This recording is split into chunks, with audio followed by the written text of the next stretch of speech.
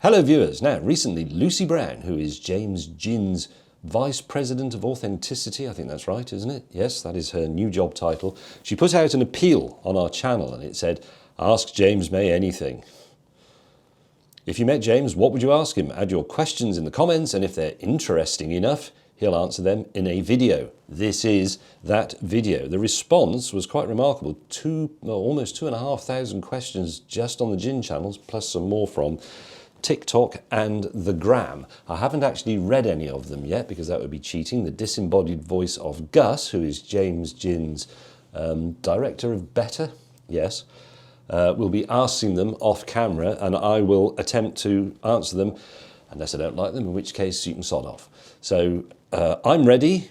If you're ready, Gus, and you're ready, Lucy Brown, Vice President of Authenticity, Gus, who is director of Better, and me, James May, who is Vice President, Shelf Wobblers. First question from Beverly Thomas. What's your favourite soup? Gosh, I think that's one I've never been asked. My favourite soup, well, I quite like cuppa soups like mushroom and so on, but I think probably my favourite is the Royal Oak, Swallowcliffe, just off the A30 between Shaftesbury and Salisbury, selling an excellent range of delicious home-cooked, blah, blah, blah. Makes a parsnip soup. Johnny Sutcliffe, the chef, makes an excellent parsnip soup, and it's rich and nutty, and of course there is a connection with Asian parsnip gin, which is not why I mentioned it. I mentioned it because it is indeed superb, and I suggest you try it. That is my favourite soup. Rebecca? Beverly. Gavin 1990. What do you think was the greatest thing you ever did on Top Gear or the Grand Tour? Oh. People have asked me this very question probably 1,000 times, and I'm never ready to answer it because I still don't know. I have to trawl through my memory of all the things we did, which is a lot. I mean, I know which were definitely not my favourite moments, like going to the North Pole. I think it's probably being left alone in my beach buggy driving across the dunes of Namibia after I'd been separated from the others. I wasn't really on my own because, of course, I had my camera car with me, but they were a way off and the sun was setting and it was beautiful, and it was like being in the Garden of Eden but with a beach buggy, which isn't mentioned, I think, in the book of Genesis. But I'm going to put that down as my most inspirational moment. Anyway, Gavin 1990. Is that right? DJ B0. What's your favourite gin from your collection? Isn't that DJ Bo? It might be. DJ Bo. What is my favourite gin from my collection? Well, I have moods. I've been drinking quite a bit of London Drizzle over the last few days. Prior to that, I made a fairly serious dent in a bottle of Dream Gin.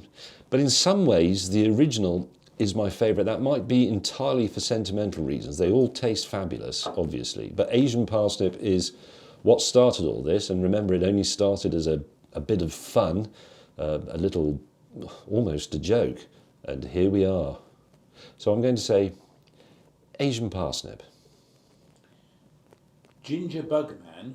Does the one pink Lego brick that was placed in the red section of the Lego house still haunt you?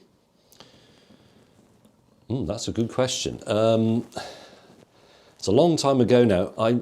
I still remember it very clearly, so maybe it does haunt me in a way. I thought it was very brilliant. Whoever thought of that joke was a genius. And of course it was very cleverly played because I didn't see it until I went round the other side of the wall, by which time it had gone up far too far to consider taking it to bits just for the sake of one pink brick. It may have been done by somebody on the set. I just don't know. Whoever you are, you're a bastard, obviously, but also quite clever. You played that very well. No, it doesn't haunt me. I quite admire it. And it made for a lovely moment in the film. So thank you. You git. Sasha Grace 94. Do you prefer making content for TV or for social media, and why? That is an excellent question. Sasha Bo J 94. Sasha Grace 94. Sasha Grace 94. Well, when you make content for social media, it's fairly loose. It's very honest. You can achieve a great deal just in Lucy Brown's social media dungeon here. And I like that. When I make serious grown-up television, which I've just finished doing at the time of recording this. I've just finished making my Explorers series for Channel 5. That feels more important because the cameras are bigger, the crews moan more, there's more kit. I don't like it when they drag out the GoPro sellotape to a stick thing, because I think, well, I've been honing this craft for the best part of a quarter of a century. You can't film me with the GoPro on a stick, but of course Lucy can film me with the GoPro on a stick. So I like them both, but if I'm really honest, I think the nature of social media filming is more contemporary. I wrote in a column for a newspaper at least 15 years ago that I thought the future of television would be a hobby, and that it would be made ultimately by one person for one other person. We're sort of almost there now with video messages and so on. So there is a place for both, he says, not coming off the fence. I like making serious television because it makes me feel more important. Hobo Harry 1207, what's your favourite bar snack? There's a lot of hobos called Harry. 1207. What's my favourite bar snack? I suppose, well, the one I eat most regularly is salty peanuts. I don't like dry roasted peanuts. I think they smell of donkey farts. Salted peanuts, but then again, salted peanuts are readily available. I do eat the odd bag of crisps. Occasionally I go in a pub that does things like roast potatoes on the bar, and I get very excited about that. So my favourite based on consumption is obviously salted peanuts. My favourite based on taste sensation will be some of the little tapas things Johnny occasionally comes up with in the Royal Oak, Swallowcliffe, just off the A30 between Shaftesbury and Salisbury, selling an excellent range of delicious home-cooked meals. Dinosaur Danix, do you have a scar on the back of your head from the Syria shoot? When I got thrown over by the tow, I don't think so, but I can't look at the back of my head, and I still have hair. So I'll tell you what, I'll take a picture of the back of my head. I know I can feel where it was. It was there.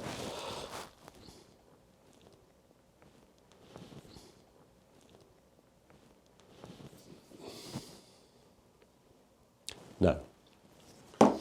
Chaitanyam HTA 9051. You've made many references to prog culture in the past. Which is your favourite prog band, album and song? Well, I have mixed views about prog rock, because a lot of it is incredibly introverted, and it's a little bit public schoolboy for my taste. But some of it is great. I did like some early Genesis. Obviously, everybody always likes the early things. I loved King Crimson as a lad. And I don't know if they actually count as prog rock. I think they may be more folk rock, but I thought Jethro Tull were and are fantastic. And Gus off camera is nodding appreciatively at that. Jethro Tull are great, aren't they? Yes. There you go. What about Yes? I found there were good bits to Yes, but I found them a little bit like they needed to be taken around the back and given a bit of a slap. It was a relief when the Sex Pistols came along.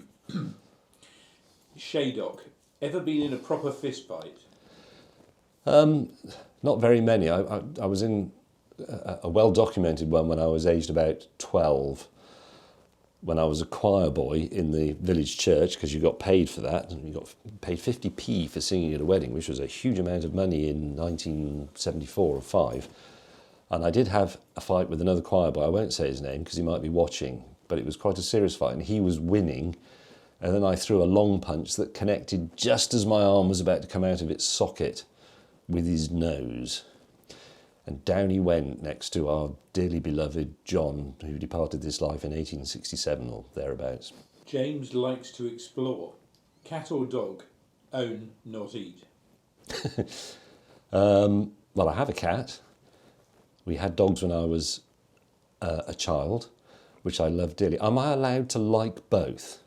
When my life is more settled, I will have a dog as well. I know it's coming, and the dog will find me rather than the other way around.